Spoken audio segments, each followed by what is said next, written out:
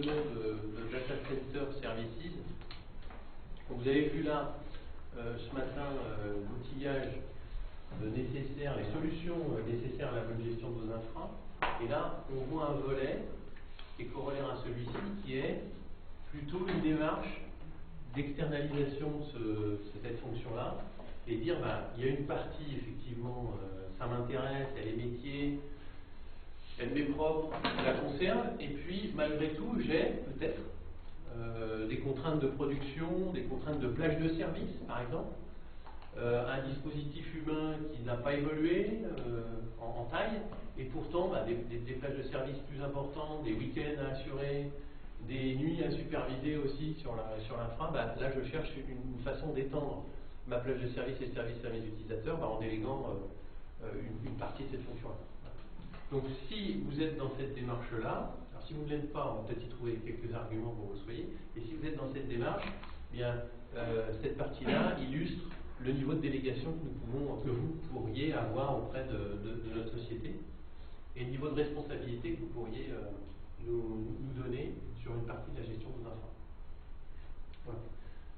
J'ai 67 slides, 2 minutes par slide, normalement à 15 heures, on commence à manger. Non, j'ai juste 3 quarts d'heure, un petit peu moins de 3 quarts d'heure. Donc nous évoquerons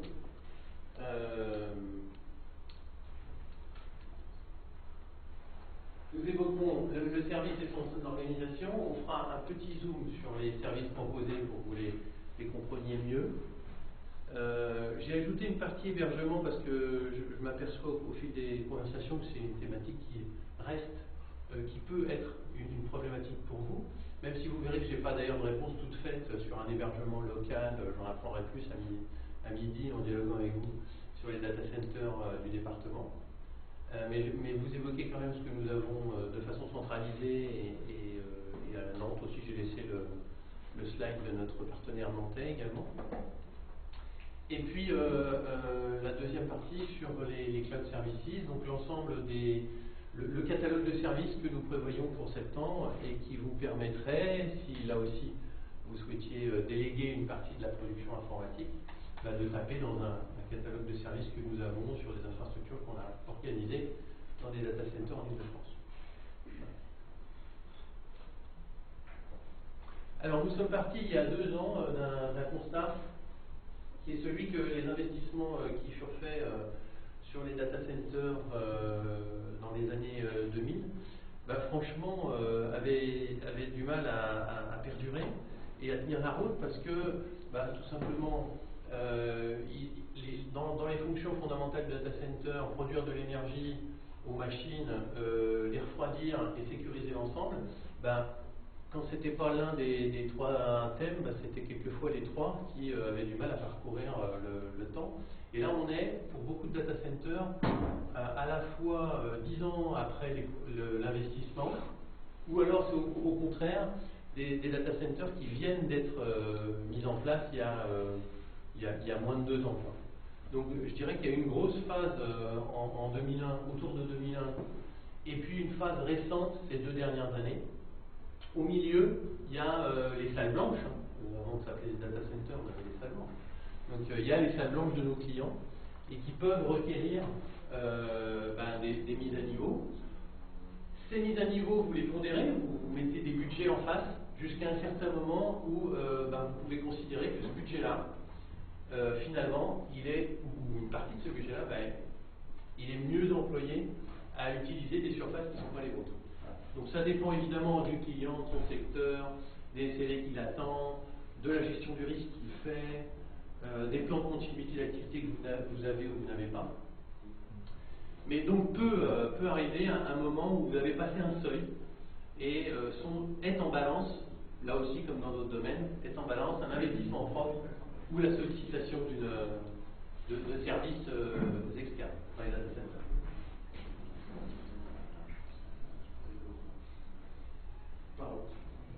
Olivier, les chiffres en bleu, on les voit pas trop. Alors, les chiffres en bleu qu'on voit pas trop, moi non plus. 85% des data centers construits avant 2001 sont obsolètes, je viens de dire pourquoi. Certains risquent à pondérer les dégâts que feront ce genre de choses pris l'étude, mais j'ai du mal à justifier pourquoi ce serait 1 sur 4 plutôt que 1,5. Donc je ne me lance pas là-dedans, mais ça veut dire qu'il y a un risque réel, donc regardez ça avec sérieux. Et lorsque le risque existe, ben en fait, la composante énergétique est la composante la plus sensible naturellement sur ces problématiques de data center. Du coup, les mettre à niveau, bah, c'est vite coûteux. Du coup, on peut regarder des services externalisés sur ce sujet. Ce slide me permet de prévenir l'auditoire quant aux images qui suivent. Ça amortit un petit peu l'impact. Un petit peu. Ça résout pas tout, hein. Mais bon, ça amortit un petit peu. Bon, c'est juste pour dire, on a vérifié, il n'y a pas eu de conséquences humaines. C'est un week-end. C'est bien passé. Donc c'est pour dire que c'est pas des... Votre coude, Pardon, non. Non, j'aurais pas osé.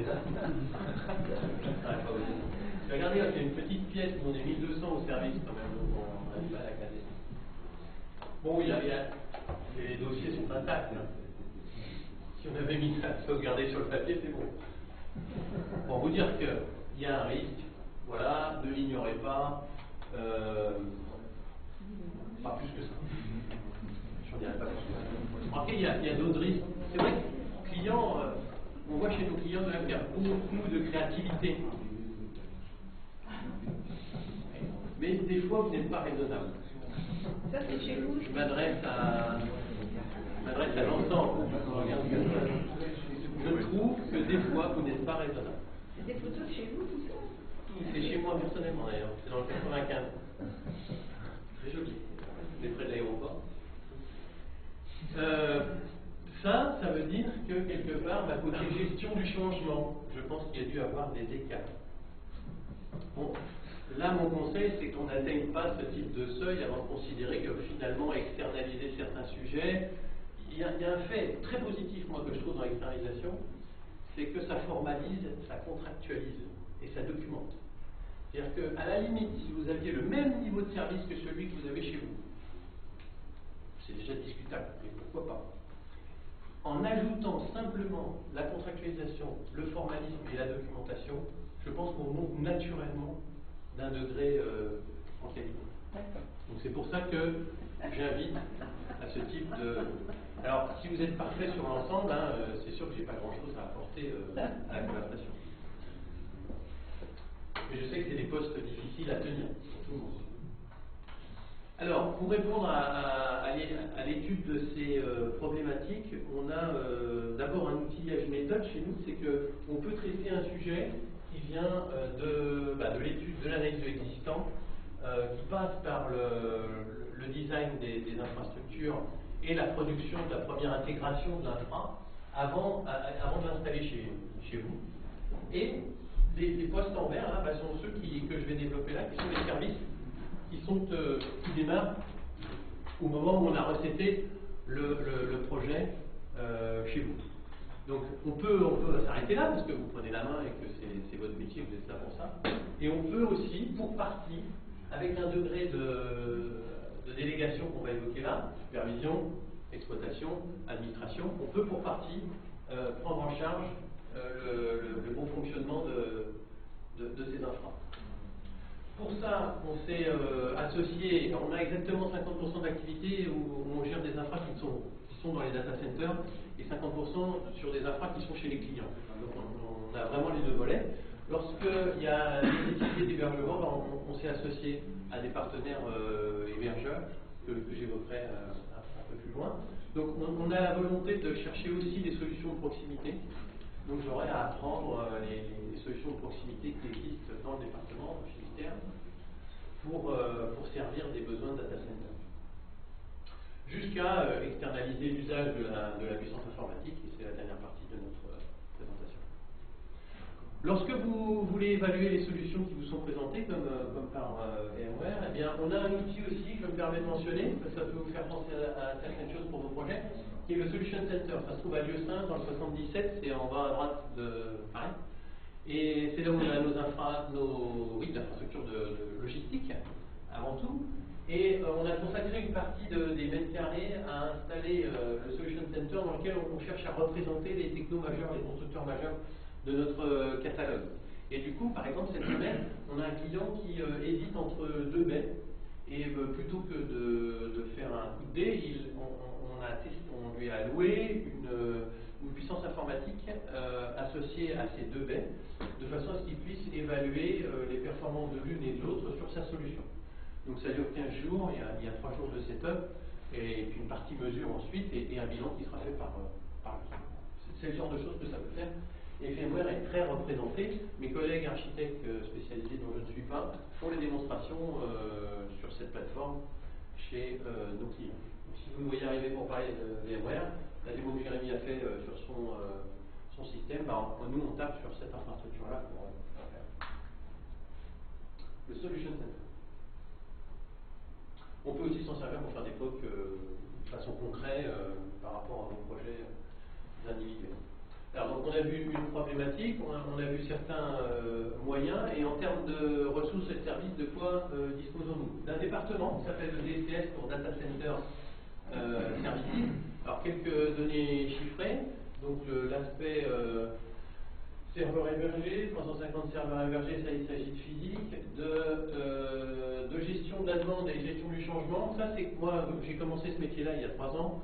Je ne savais pas qu'on pouvait passer autant de charges à gérer des changements qu'à maintenir l'existant en exploitation. Je n'ai pas du métier d'exploitation.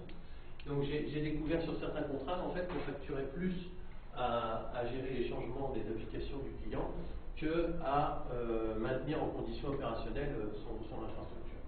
Donc ça, c'est une partie importante de l'activité. Et nous, on la couple à des supports, dont certains sont clients, des supports de niveau 2 et 3, là aussi sur les éditeurs principaux, VMware, Citrix, Microsoft. Donc on couple ça à des contrats de support que nous pouvons offrir en tant qu'intégrateur. Il faut vite du monde là-dessus, parce qu'on a représenté 3 domaines majeurs de technicité: les réseaux, la base de données et les systèmes. C'est les trois catégories de produits, je dirais, de thématiques techniques qu'on doit maintenir en 24/7.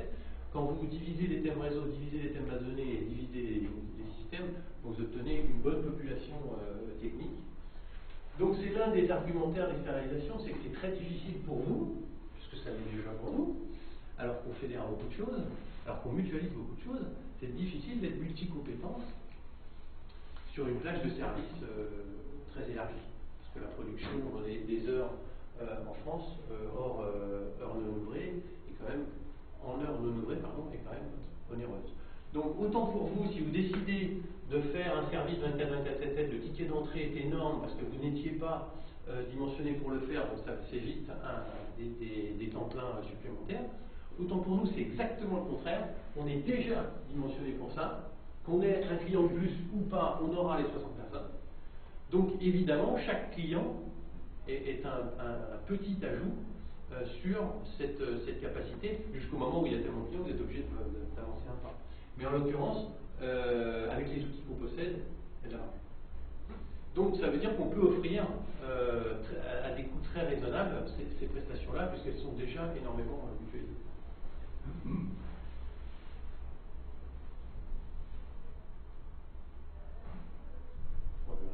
Ça représente combien de clients à peu près?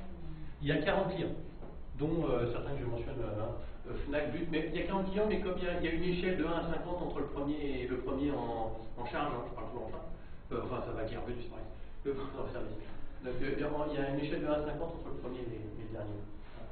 Un But, Fnac, La Paire, vous êtes au-dessus des 3 millions d'euros par an, et on a des dossiers à 50 ans.